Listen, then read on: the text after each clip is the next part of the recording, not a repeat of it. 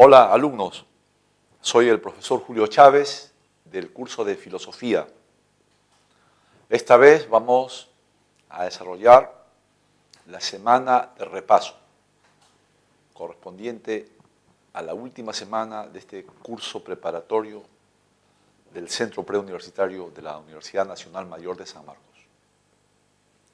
Es un conjunto de preguntas que resume, recuerda y sintetiza todo el curso en general. Entonces, pasemos a analizar y ver cuáles son las alternativas correctas. Ustedes pueden emplear diversas estrategias, la memorización simple, la memorización analítica, ¿no? Ubicar a los autores, a las ideas y no olvidarse que siempre les recomendé que cada autor, cada teoría tiene un concepto clave. Eso es lo fundamental, no confundir el concepto de un filósofo con el de otro filósofo. Por lo demás, a veces es inconfundible. Lo que dice Platón, los conceptos que maneja Platón son totalmente distintos a los conceptos que maneja Aristóteles. No hay manera de confundirse. Descartes, por ejemplo. Descartes tiene una teoría, ¿no?, que ustedes ya saben, racionalista. Él maneja una teoría con sus propios conceptos muy distinta a la de Locke. Locke tiene una filosofía con sus propios conceptos, con sus propios puntos de vista, y también es difícil tratar, como se dice, de combinarlos o mezclarlos. Solamente eso sí, memorizar cada uno de lo que dice y también comprender, ¿no? Entonces veamos la primera pregunta de esta semana de repaso. Se presenta de esta manera. Es una cita. Tales son, en suma, los modos que tenemos de concebir la filosofía y los filósofos. Ahora bien, el filósofo que posee perfectamente la ciencia de lo general tiene por necesidad la ciencia de todas las cosas, porque un hombre de tales circunstancias sabe, en cierta manera, todo lo que se encuentra comprendido bajo lo general. Pero puede decirse también que es muy difícil al hombre llegar a los conocimientos más generales, como que las cosas que son objetos de ellos están mucho más lejos del alcance de los sentidos. Del fragmento podemos deducir que la filosofía tiene como una de sus características la de ser. Bueno, entonces, claro, aquí hay que acordarse de las características de la filosofía que están ahí. En realidad todas las alternativas son las características de la filosofía, pero ¿cuál de esas se resalta en la cita? Entonces, inmediatamente se refiere no a que es racional, porque no está la palabra racional ahí, tampoco crítica, porque ahí no está en el texto, no está debatiendo de ninguna falsedad. Radical tampoco, porque no está diciendo algo de los principios. Más bien lo que está tratando de decir es que la filosofía es general. En tanto que es general, entonces es totalizadora, ¿no? Justamente ahí dicen, miren, todas las cosas, ¿no? Si ustedes identifican aquí cuál es la palabra que más se utiliza, aquí está la palabra todas, de totalizador, lo más general, lo que más abarca. Entonces, aquí la clave no es racional, porque no se está cuestionando la razón, no es crítica, porque no se está hablando de ninguna falsedad, no es radical, porque no se refiere a un tema sobre los principios, los orígenes, las raíces. Más bien sí es totalizadora en el sentido de que está tratando de decir que la filosofía y los filósofos, ¿no?, tienen necesidad de hacer una ciencia de todas las cosas. Problemática tampoco es porque ¿no? La cita no trata, no le atañe el asunto de la problematización. Entonces, la 1, ¿no? La pregunta 1, la clave, ¿no? Es la D. Pregunta 2. Se presenta también como una cita. Queda la de que es, mas por ella hay puestas señales muchas que al ser no nacido, ello es imperecedero, todo en entero igual y sin muda y bien acabado. Nunca fue ni será, pues ahora es todo a la una, uno en sí mismo y continuo. Pues, ¿qué nacimiento buscarle?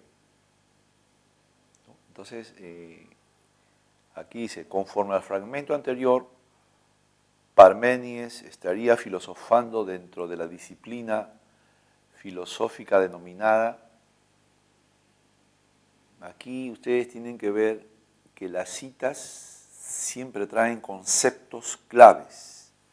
Si te preguntan por una disciplina, entonces tú tienes que ver, ¿no? Por ejemplo, si es la ética, tiene que haber el concepto de moral, de bien, del mal acá, pero acá no hay nada de eso. No es la ética entonces. No es la ética porque no hay esos conceptos. Si ves la epistemología, tú ya sabes que estudia la epistemología. La epistemología estudia la ciencia, el conocimiento científico, pero nada de eso hay acá en esta cita. Entonces, esta tampoco es. La nociología, ahí tienes que recordar que estudia la nociología, el conocimiento. Aquí hay algo sobre el conocimiento, aquí más bien habla sobre el ser. Fíjate, acá no hay la palabra conocimiento. Entonces no puede ser esta clave de ninguna manera. La axiología estudia los valores. ¿Hay algo del valor acá? No hay por ningún lado algo del valor, entonces tampoco puede ser esta alternativa. Más bien, ¿qué estudiaba la ontología? ¿No? Trataba de encontrar un ser que lo explique todo. ¿Y no estará la palabra ser por si acaso? A ver, buscamos la palabra ser. Queda más por ella señales de... Mira, aquí está la palabra el ser. Fíjate. El ser, ¿no? Todo ello entero igual, nunca fue ni será, pues todo es uno. El ser que trata de explicar todo, uno en sí mismo y continuo. El nacimiento, el origen. Entonces, no cabe duda que es la ontología, porque elementalmente la ontología trata de encontrar un ser que lo explique todo, encontrar una sola cosa que lo explique todo. Entonces, ¿no? Indiscutiblemente es la E. ¿No? La clave es la E. La alternativa E. Pregunta 3. Esta es una cita más extensa. Platón criticaba a los sofistas por su formalismo y sus trampas dialécticas, pretendiendo enseñar la virtud y hacer hombre, cuando nada desde un saber puramente sectorial como el del discurso retórico puede arrogarse tal derecho. La primera exigencia de esa arete era el dominio de las palabras para ser capaz de persuadir a otros, poder convertir en sólidos y fuertes los argumentos más débiles, dice Protágoras. Gorgias dice que con las palabras se puede envenenar y embelezar. Se trata pues de adquirir el dominio de razonamientos engañosos. El arte de la persuasión no está al servicio de la verdad, sino de los intereses del que habla. Llamaban a ese arte conducción de almas. Platón dirá más tarde que era captura de almas. Según algunos autores, no eran pues propiamente filósofos. Para quienes son de esa opinión, tenían sin embargo en común con los filósofos una actitud que sí puede llamarse filosófica, no creían en el ser humano, no creían que el ser humano fuese capaz de conocer una verdad válida para todos. Cada quien tiene su verdad. Del fragmento anterior podemos deducir que los sofistas, según Platón, en general eran, bueno, esto también ya está bien reforzado por esta cita, ¿no?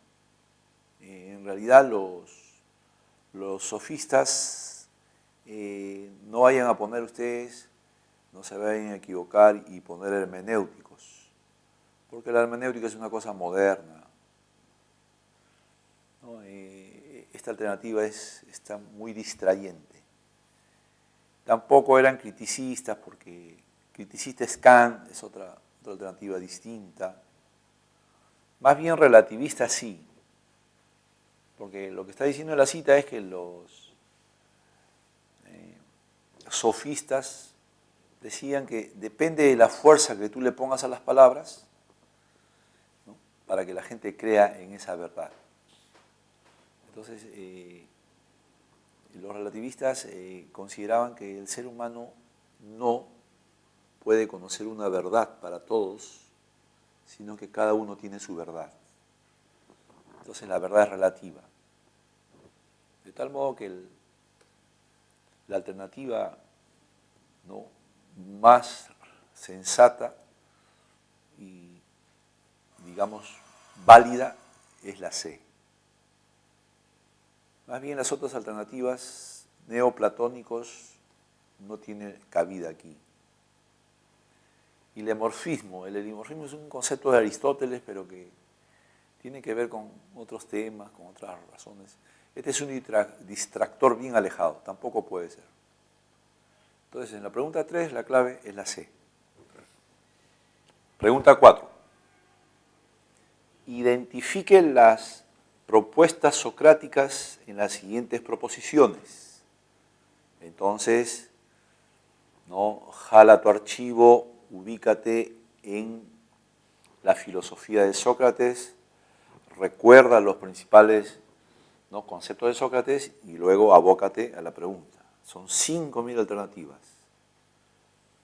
Dice, todo fluir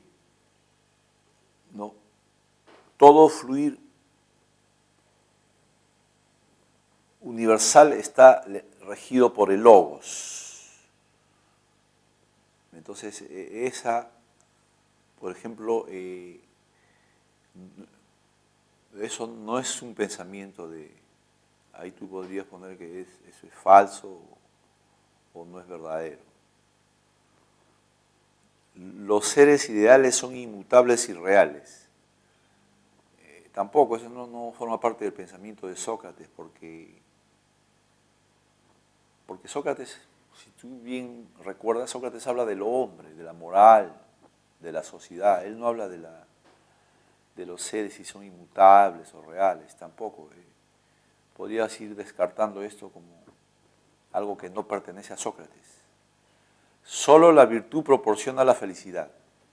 En este caso sí, porque ya nosotros sabemos que el tema de Sócrates preferido, y es el único tema que él trata, es de la moral, la virtud, la felicidad del hombre. Dice, existen dos mundos, uno sensible y otro inteligible. Bueno, Sócrates no hace una teoría de la realidad, del conocimiento. Esta más bien es la teoría de Platón. Si ustedes recuerdan, estos son conceptos platónicos. Entonces, de ninguna manera están dentro del pensamiento socrático. El oficio de comadrona de su madre inspiró su método. Bueno, aquí tienes que acordarte del método de Sócrates que se llamaba mayéutica, y esto es cierto. Esto es cierto porque él decía, yo soy un profesor que no te deposita verdades en tu cabeza, sino que más bien extrae las verdades que están en ti. Tú ya tienes la verdad en tu mente, en tu conciencia. Lo que hace el maestro es ayudarte a dar a luz esas verdades. Inclusive tú y el maestro se ponen de acuerdo con que esa es la verdad.